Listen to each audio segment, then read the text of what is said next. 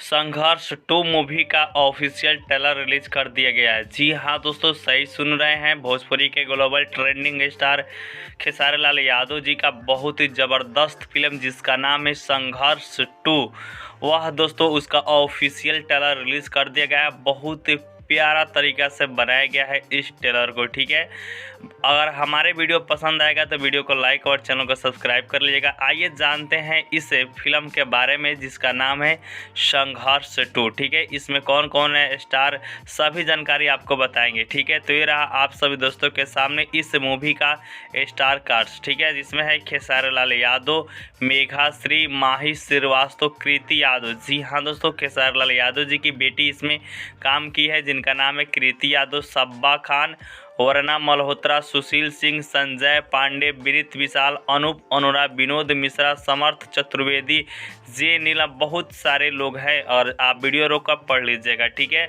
और इस मूवी का trailer world wide records Bhojpuri YouTube channel पर रिलीज कर दिया गया है और वहां भी आप नहीं देख पा रहेंगे।